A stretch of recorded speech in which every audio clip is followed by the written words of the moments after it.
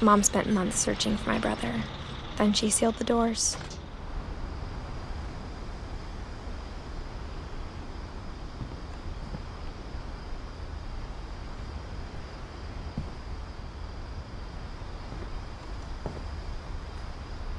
Whatever Milton had found in the house, Mom didn't want it getting out.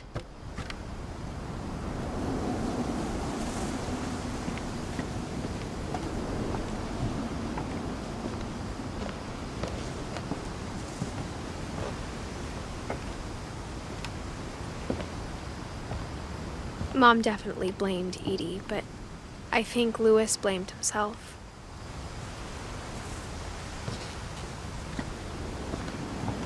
After he graduated, he just spent more and more time in his room, until Mom got him a job at the cannery.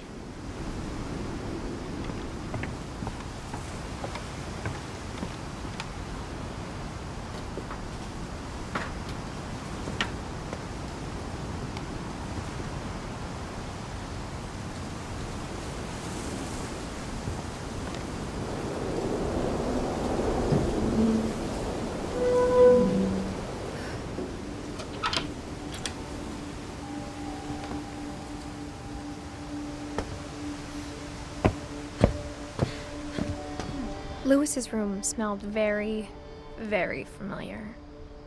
That part of him lived on.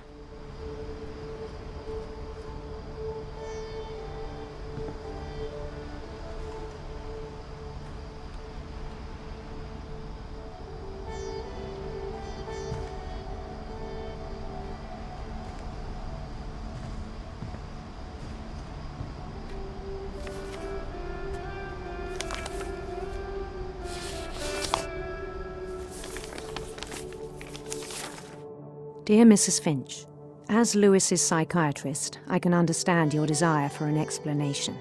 As I see it, the trouble began in January, shortly after we convinced your son to seek treatment for substance abuse. Newly sober, I believe Louis first noticed the monotony of his daily life.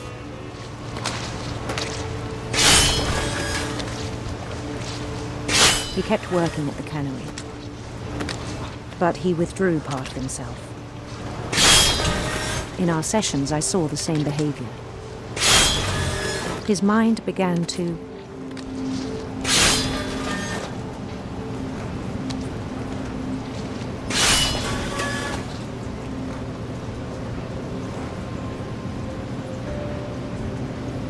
wander.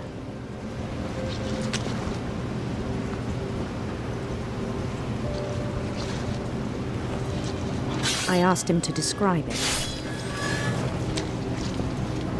He said he started small, imagining a labyrinth. He'd feel his way about. Then something moved. Bats.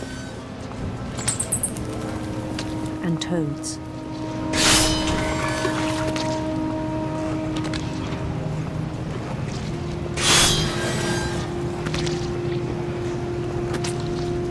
Things that have not names.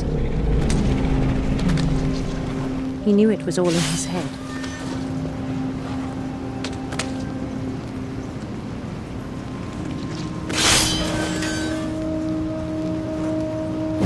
But he took it very seriously. I had hoped he'd find himself.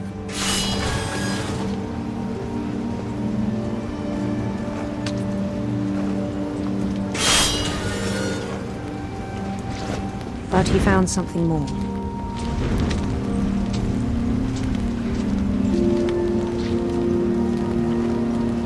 I worried about him then, daydreaming at the cannery.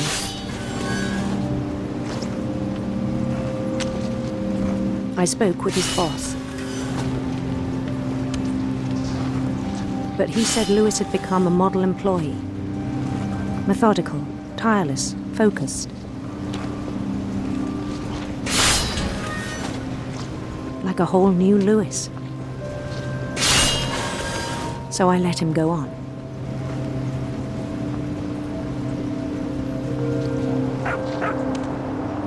I even encouraged him. It seemed very promising at first.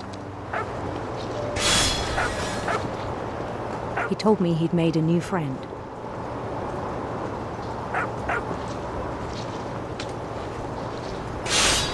On the edge of a city he named Louis Topia.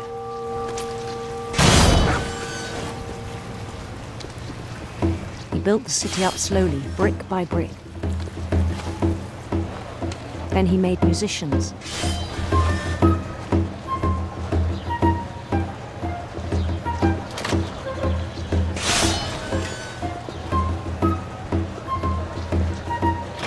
And songs for them to play.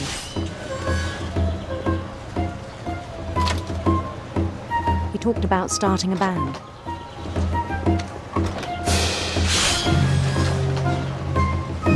And he was always humming something. Every day his imagination grew stronger.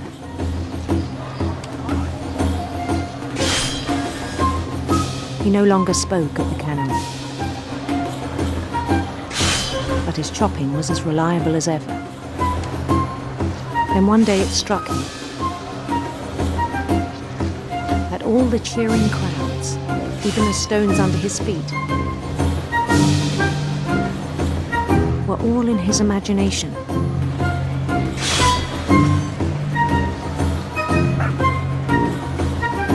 So he could do whatever he wished.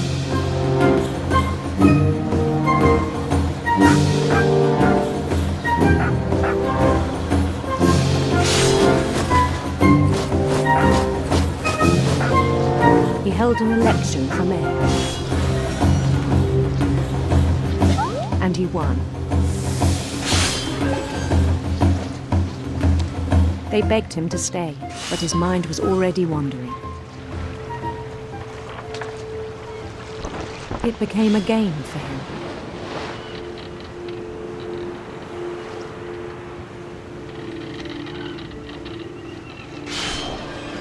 He'd conquer a city, then immediately push on.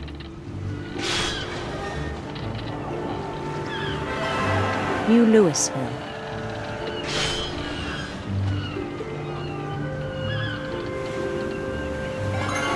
St. Louis. He started drifting away from our reality.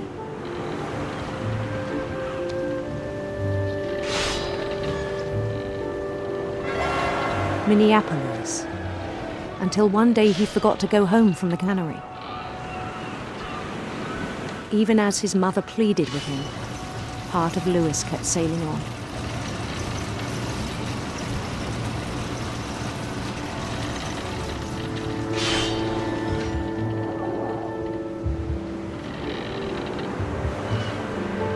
In Louisburg, he heard rumors of a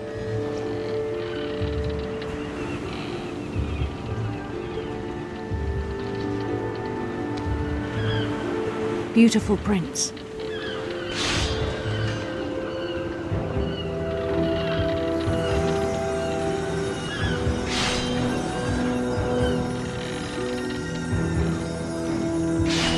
The prince was on his own quest for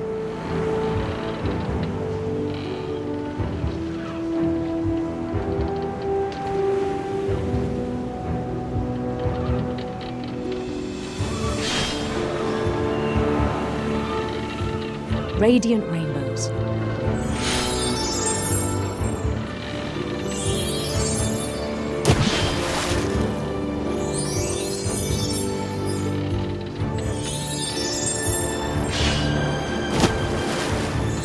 He followed the sound of his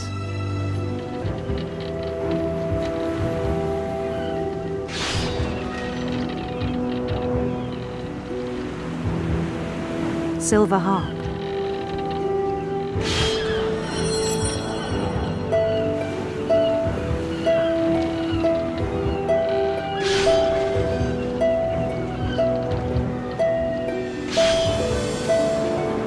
His chase led him to a golden palace east of the sun and west of the moon. Even then, his logic remained sound. He knew the world was all in his imagination.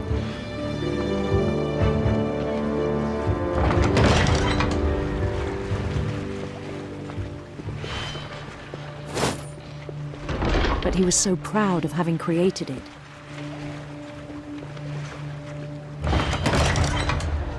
In his own eyes, he'd become something greater than a king.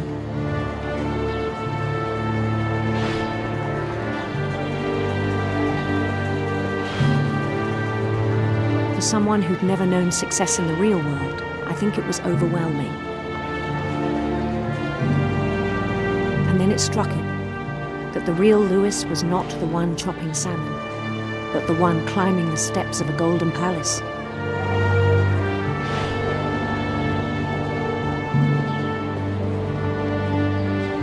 My imagination is as real as my body, he told me.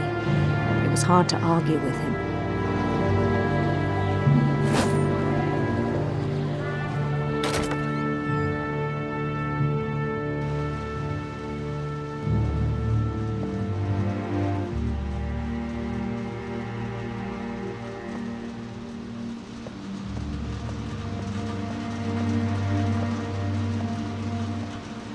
Began to forget the world we know.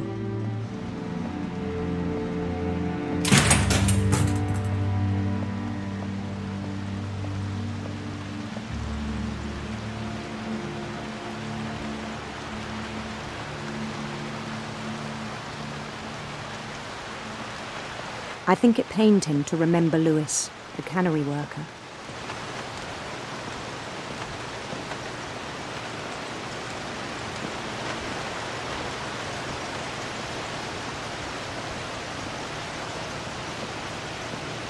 He began to despise the man with a royal contempt.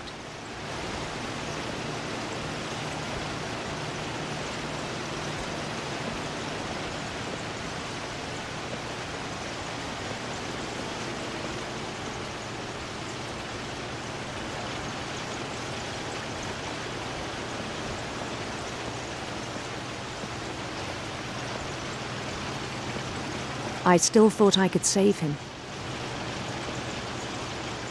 Even after he said he was being crowned king over all the lands of wonder.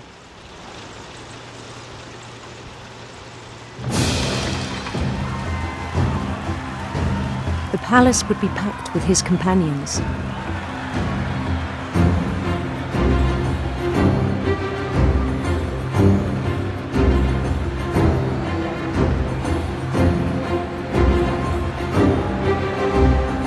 Including the wise Calico who'd insisted on inviting him.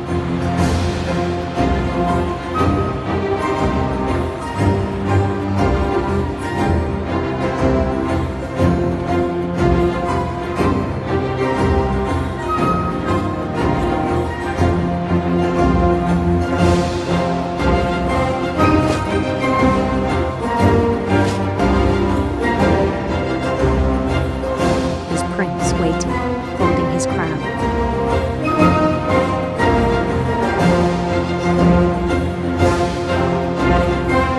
There was only one thing left to do.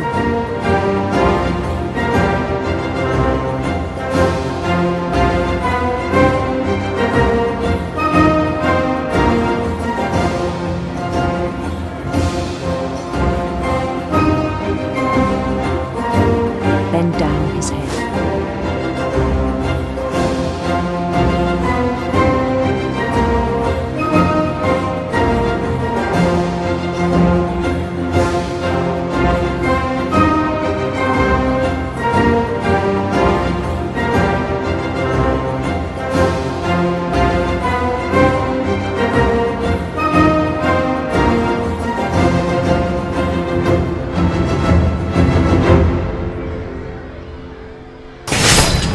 The rest I think you know.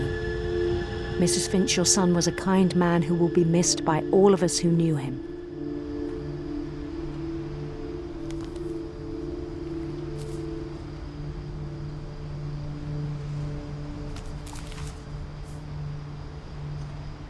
My brother was really cool. I wish you could have met him.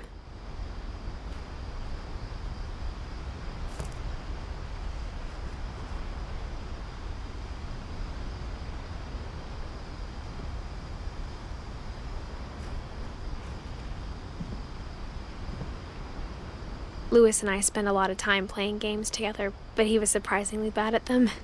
He died a lot.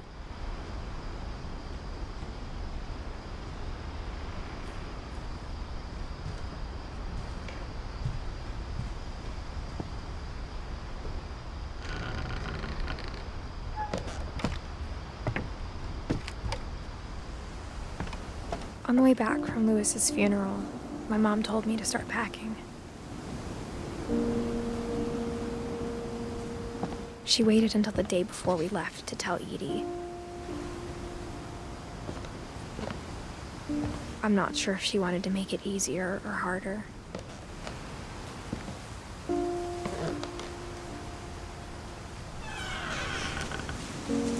I wish we'd stayed.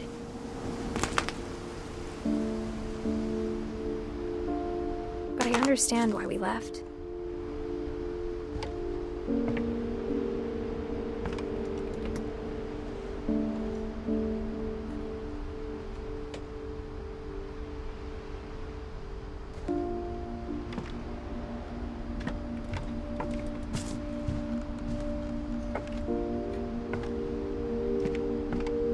What happened that night had been coming for a long time.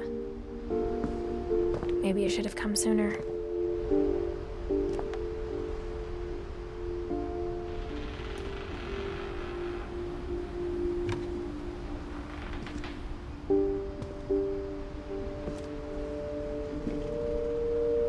But it had to end one way or another. All that's left now is to tell you about that last night.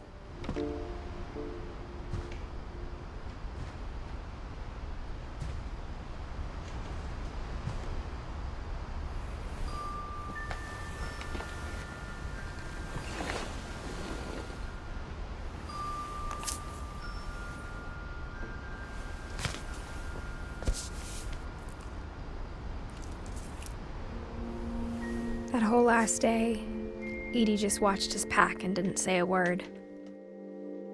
Until supper, when she raised her glass and said, "To our final night together, and all our final nights apart." Grandma, you know what I said about alcohol.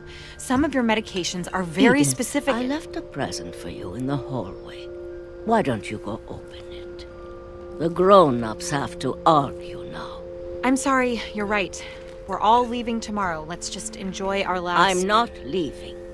Edith, you're excused.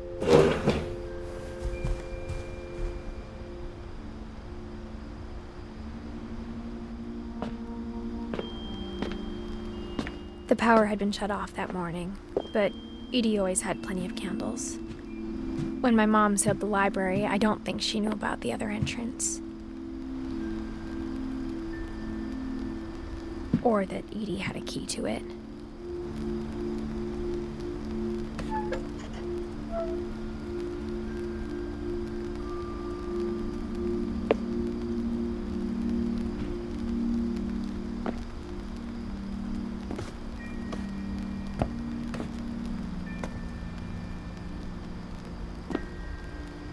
That thing you're afraid of isn't going to end when you leave the house.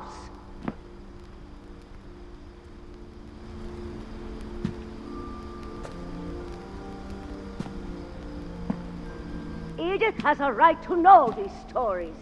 My children are dead because of your stories. I think it's best if Edith and I leave tonight. We'll have the nursing home send a van for you in the morning. Okay?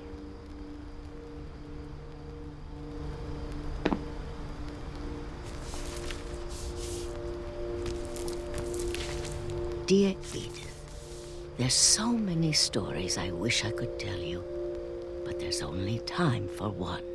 This is about what happened on the night you were born. That night, the tide went way, way out.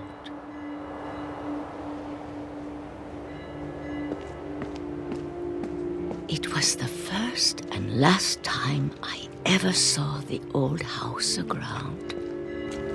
There'd been an earthquake out in the middle of the ocean. They called it the lowest tide in 1,000 years. God, it smelled awful. You know, I've seen that house every day of my life.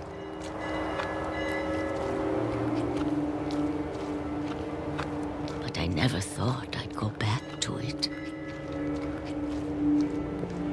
When the fog rolled in, I lost my way.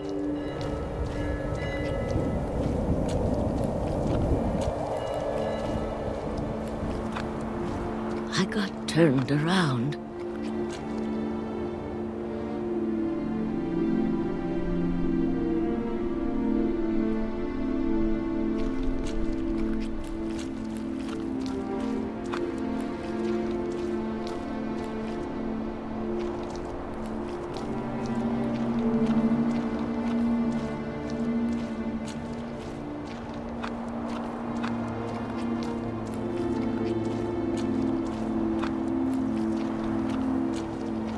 For a while, I wandered.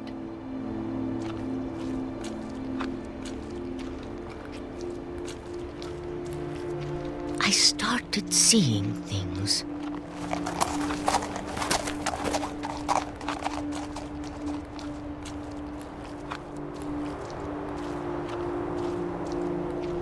Things I'd forgotten had ever existed.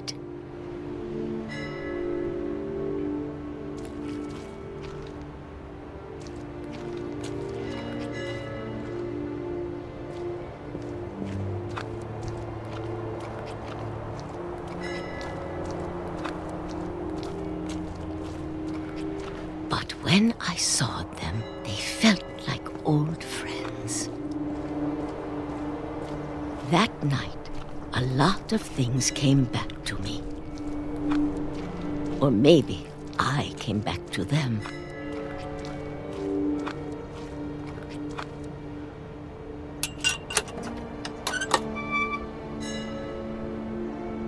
Things I can't explain, but that I need you to try and... Edith, what are you doing in here? It's mine. Edith! Mom, you're gonna rip it! Let go! I kicked and screamed, but Mom dragged me to the car.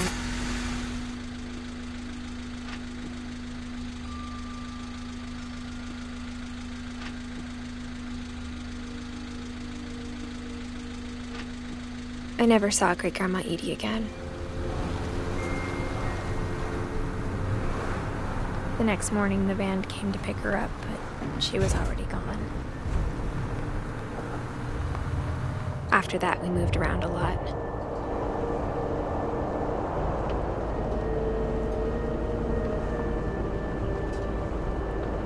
We both tried to make the best of it.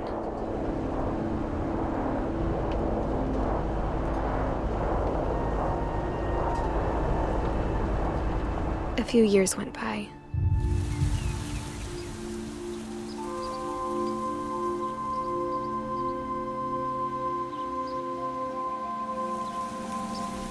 My mom didn't like to talk about it, but she started getting sick a lot.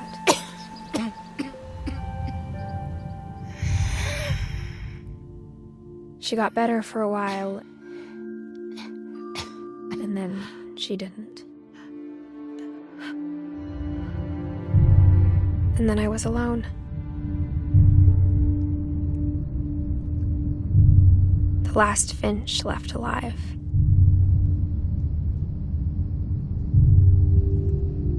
Until I found out about you. I'm still not sure what to tell you about all this.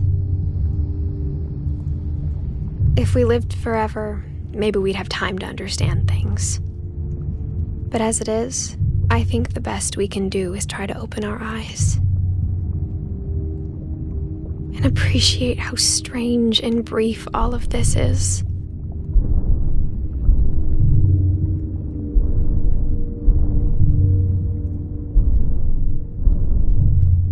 This journal was supposed to be for you. But now I hope you'll never see it. I just want to meet you. And tell you all these stories myself. But I guess if you're reading this now, things didn't work out that way.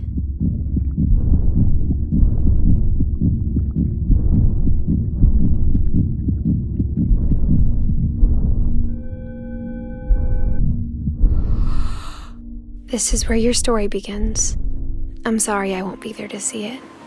It's a lot to ask, but I don't want you to be sad that I'm gone. I want you to be amazed that any of us ever had a chance to be here at all. Good luck.